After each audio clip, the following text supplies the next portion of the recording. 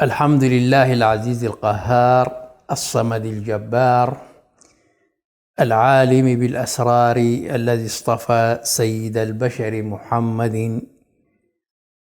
محمد ابن عبد الله بنبوته ورسالاته، وحذر جميع خلقه مخالفته، فقال عز من قائل: فلا وربك لا يؤمنون حتى يحكموك فيما شجر بينهم ثم لا يجدوا في أنفسهم حرجا مما قضيت ويسلموا تسليما، وصلوات الله وسلامه عليه وعلى آله أجمعين.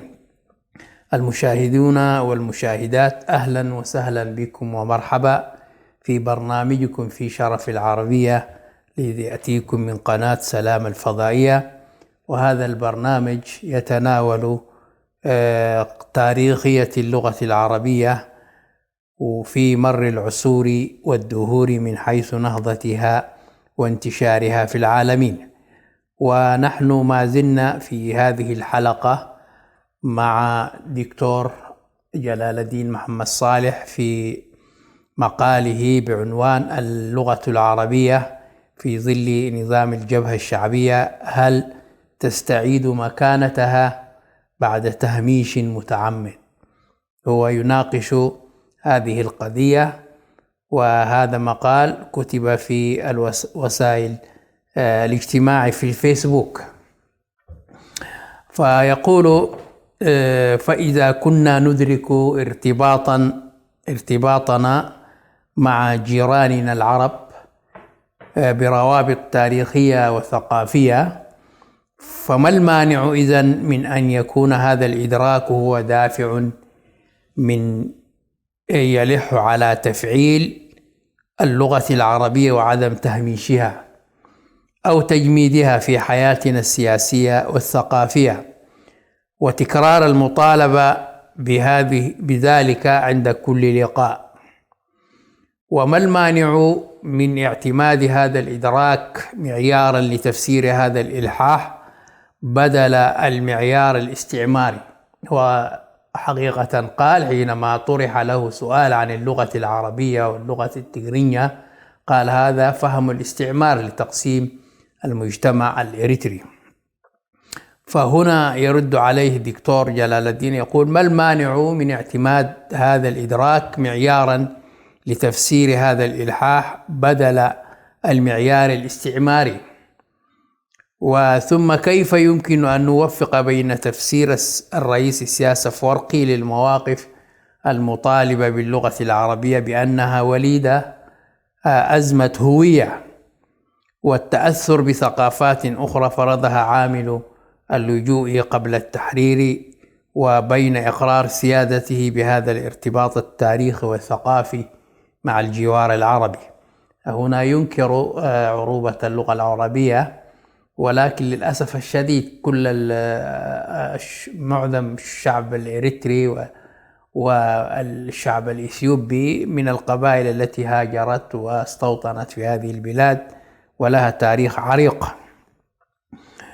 ويقول: هذا التفكير من الرئيس السياسي أفورقي على ما فيه من تناقض وتضارب وغرابة فإنه غير دقيق من الناحية العلمية، ويتنافى كليا مع الحقائق التاريخية التي أجمع عليها المؤرخون. وأورد السفير هيجي بعضا منها في ورقته المقدمة إلى ندوة وزارة التعليم الإريتري، مقتبسا إياها من المصادر التي استعان بها لعلها تقنع الرئيس قبل غيره، حيث قال هيجي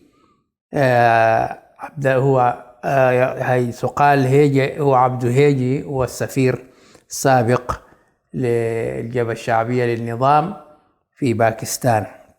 تشير بعض الكتب التاريخية إلى دخول دخول اللغة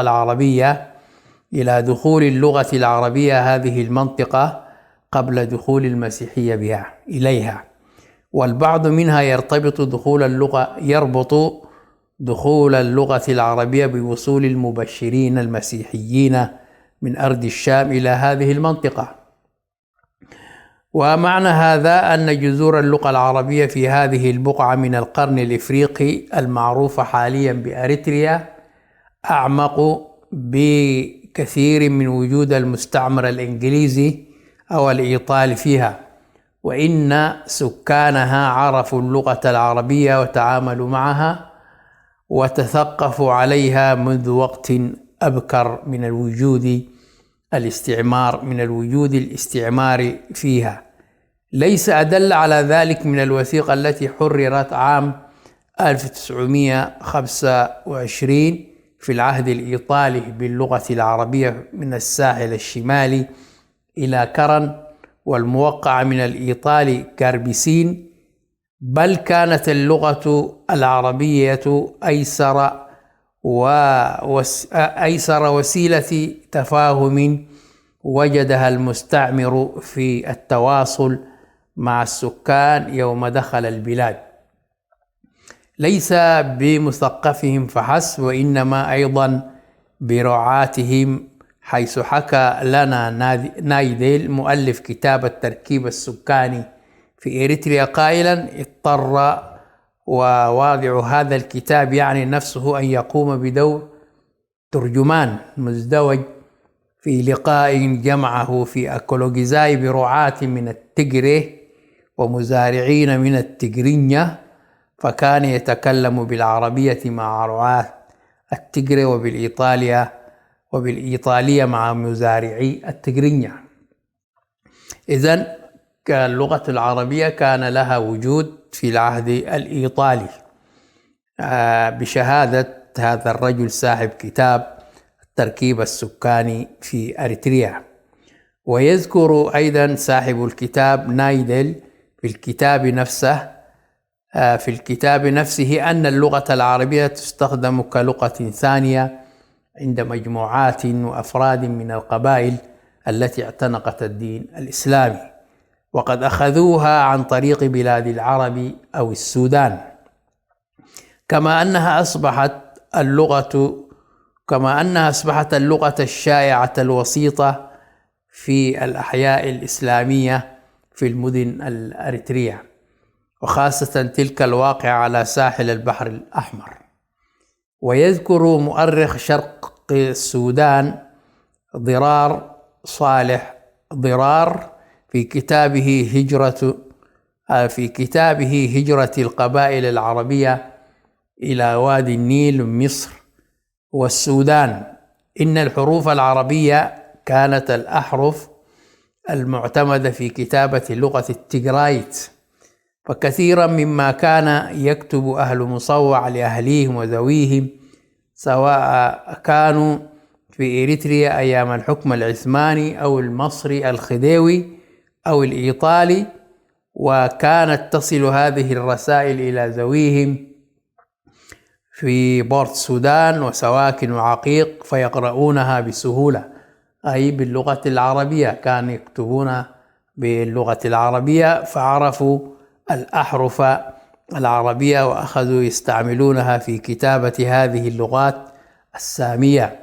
ومن هذا العمق التاريخي للغة العربية بقيت صلة جزء كبير من الشعب الإريتري بها قوية، تزداد قوة ومتانة عبر مدار التاريخ بالرغم من المحاولات التي جرت وما زالت تجري لإضعافها في نفوسهم وفصلهم عنها كليا بشتى السبل الممكنة وغير الممكنة وتحت أكثر من عنوان وشعار. هذا كلام الدكتور بروفيسور جلال الدين محمد صالح في ورقته أو في مقاله اللغة العربية ومكانتها في الجبهة الشعبية بين تهميش متعمد.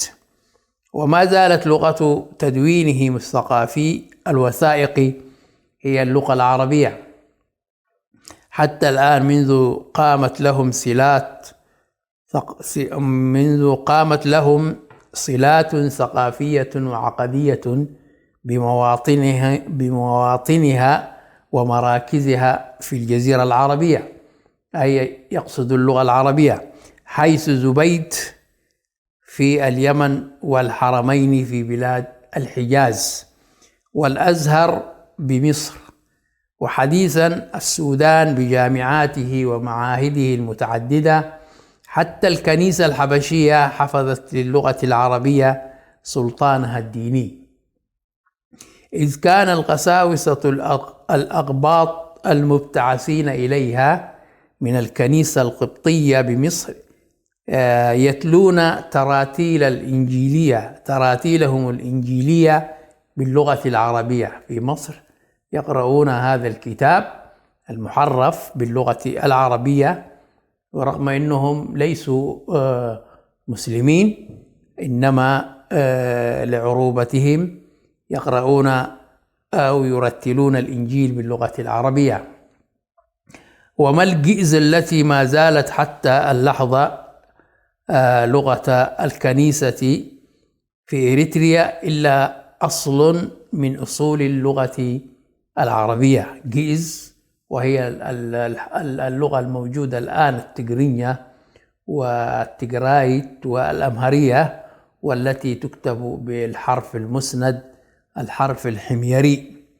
من هنا يمكن القول، يقول البروف جلال الدين محمد صالح، من هنا يمكن القول وبكل جزم إن الإنجليز ليسوا هم من ربط الشعب الإريتري باللغة العربية. وهذه فرية من النظام، إنه التقسيمات التي حدثت في عهد الإنجليز كانت بالتفريق بين المجتمع الإريتري في اللغات، اللغة العربية واللغة التجرينية وهكذا.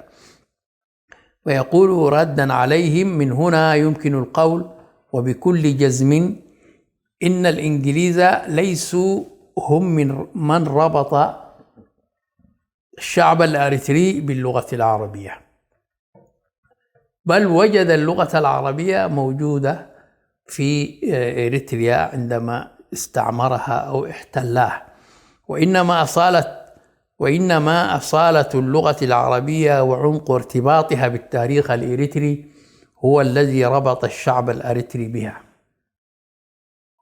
وإن تشبث جزء كبير منها باللغة العربية، وإن تشبث جزء كبير منهم باللغة العربية يعود إلى أصالة هذا الارتباط وعمقه، ومن ثم الإحساس بأهميتها وضرورتها في تشكيل الهوية الإريترية.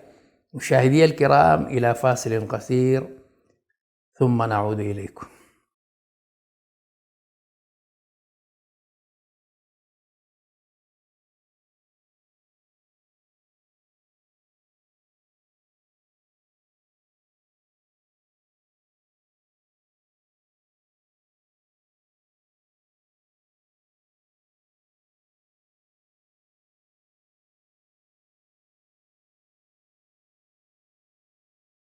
أهلا وسهلا ومرحبا بكم بعد فاصل قصير.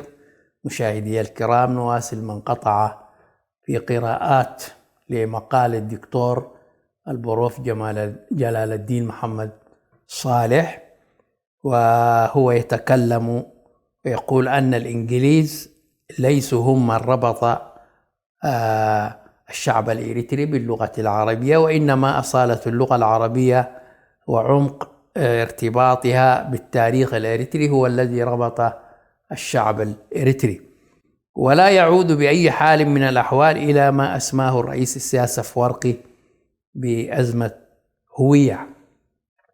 بعد 30 عاما أو بعد 31 عاما أقرت الحكومة بتدريس اللغة العربية الآن في أسمرة، حيث خرجت ما يعادل 4 دفعات من الموظفين وكبار الدولة يدرسون اللغة العربية لأهميتها وحوجتها في المجتمع. هذا ما عبرت عنه مذكرة الرابطة الإسلامية التي رفعت إلى ماتنيزو في عام 1951 ردا على وزير خارجية إثيوبيا إكليل هبتي حين طالب باعتماد الأمهرية لغة رسمية للبلاد. حين طالب باعتماد الأمهرية لغة رسمية للبلاد مدعيا أنها لغة الأم. كذلك حينما جاء الأحباش أو الإثيوبيون فرضوا على الشعب الإريتري اللغة الأمهرية وهمشوا اللغة العربية واللغة التجرينية. من المفترض أن تعتز قيادة الجبهة الشعبية بهذا الموقف الوطني من اللغة العربية، وتجعل منه عامل تعزيز التلاحم الوطني، بدلا أن تشذ عن الإجماع الوطني بتنظيرات لا قبول لها في مجتمعنا، أفرزت ضغوطات نفسية ومخاوف حضارية لا مبرر لها. هم يخافون من اللغة العربية لأنها لغة الإسلام، وإذا عرف الشعب الإريتري والإثيوبي باللغة العربية سيطلع إلى الكتب الإسلامية ويفهم الإسلام، ثم بعد ذلك يدخل إلى الإسلام. هذا خوف، وهذا التكتيك من الكنائس العالمية حيث يبعد الشعوب هذه من اللغة العربية حتى لا يفهمون القرآن الكريم والسنة النبوية والمبادئ الإسلامية. فيقول: ومن الإجحاف والشذوذ أن تنعته على لسان رئيسها بأزمة هوية، وتصوره على أنه مجرد مفاهيم وتفكير سياسات تقسيم المجتمع إلى كتلتين. هذه نظرة في منتهى الضيق والسطحية، وتثير كثيرا من الشكوك ما أظنها تجدي في حل المشكلات الثقافية، وعلى قيادة الجبهة الشعبية إعادة النظر فيها بكل تحرر. هكذا يقول دكتور جلال الدين محمد صالح في مقاله.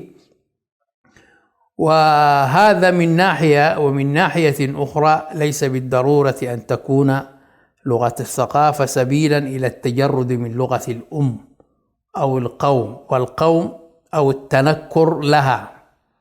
وكم من شعوب اعتمدت الفرنسية والإنجليزية لغة ثقافة لها من غير أن تتنكر للغاتها الأصلية. كمثال لبنان دولة عربية بما فيها من مسيحيين ومارون ودروز، ولكن أقرت أن تكون اللغة العربية هي اللغة الرسمية، وكذلك يتكلمون باللغة الإنجليزية واللغة الفرنسية باعتبار فرنسا استعمرت، وهذا لم يتضارب مع اللغة العربية.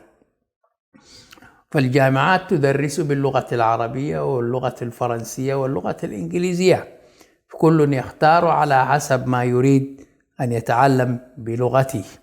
لذلك يقول: ومن شعوب اعتمدت الفرنسية أو الإنجليزية لغة ثقافة لها من غير أن تتنكر للغاتها الأصلية. كذلك مصر دولة عظمى كبيرة، دولة عربية، ولكن تدرس كذلك بالفرنسية وباللغة الإنجليزية. وكذلك السودان يعتمد في التدريس باللغة الإنجليزية واللغة الفرنسية في الآداب، ولم يتنكروا للغة العربية.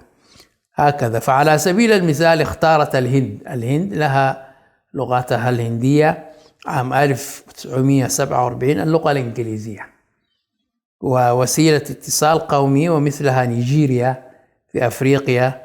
يعني نيجيريا عدد القبائل في نيجيريا أكثر من 1000، فكيف يتحدون في لغة؟ كل قبيلة لها لغتها. لذلك أجمعوا على أن تكون اللغة الإنجليزية هي لغة قومية يتفاهمون بينهم بها ويدرسون بها حتى يحفظوا هكذا.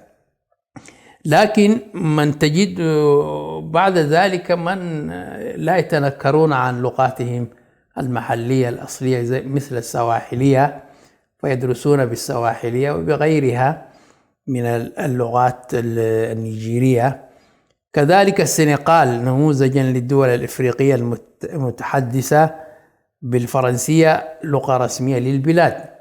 على كل إن الأمر جد خطير حين تبلغ السلبية من اللغة العربية إلى حد توعد قطاع كبير بالنفي من أرضه وطنه بتهمة تكريس المفاهيم التقسيمية. يعني كل من يطالب باللغة العربية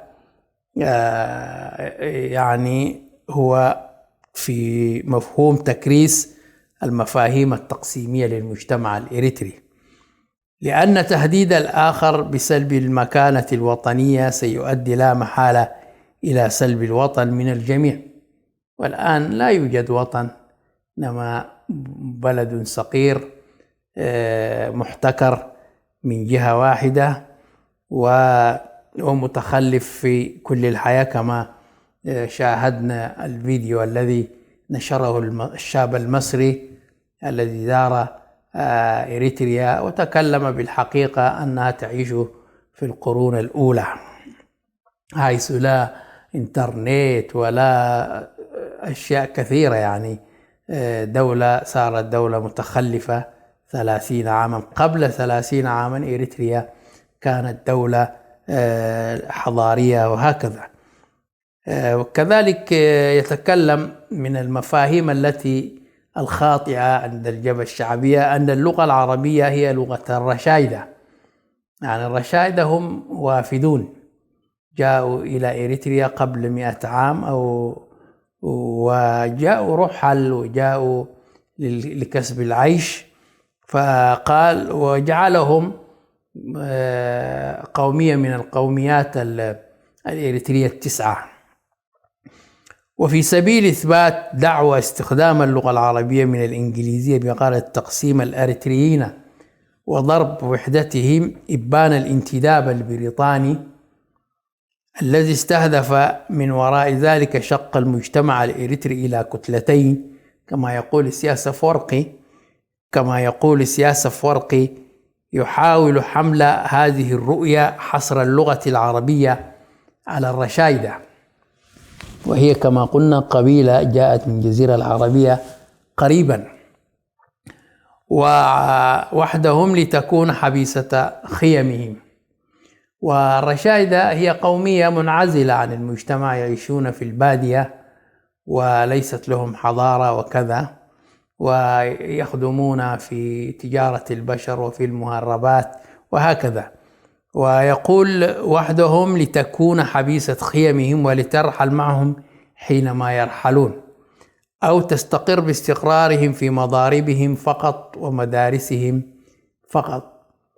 هذه مغالطة كبرى لا أرى لها من مبرر غير النزعة الشيفونية، يقول الدكتور جلال الدين محمد صالح، التي تود أن تتجاهل الرصيد الحضاري الهائل للغة العربية الضارب في أعماق التاريخ العلمي والفكري والثقافي الذي امتد من بغداد شرقا إلى الأندلس غربا، والذي يغطي اليوم مساحة كبيرة من محيطنا الجغرافي الذي نحن على تداخل وثيق معه ثقافيا واقتصاديا وأمنيا لا نستغني عنه ولا يستغني عنا، وله وزنه الكبير في الإثراء الفكري والأدبي لمختلف الفنون والعلوم الإنسانية وغير الإنسانية في عالمنا اليوم، حيث تعد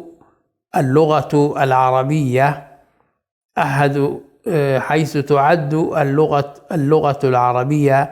أحد أبرز اللغات العالمية وأهمها. لذلك أهمية اللغة العربية جوجل الآن يجعلها من اللغات التي موجودة في محرك البحث ما يسمى جوجل وغيره من كل المحركات، ويكتبون بكتابات يعني بليغة في هذه المحركات. لذلك لأهميتها صار لها موقع في المحرك البحث في الإنترنت. وقد نوه السفيران هيجي وبادوري إلى هذه الحقبة إلى هذه الحقيقة في ورقتيهما التي قدمت في ندوة وزارة التعليم الإريتري عام 2010. عسى أن يكون لتنويههما هذا أثر في تغيير قناعة الرئيس للارتقاء بهؤلاء المتأثرين بتنظيره إلى ما فوق هذا التفكير المتدني. مشاهدي الكرام، إلى حلقة جديدة استودعكم الله، والسلام عليكم ورحمة الله وبركاته.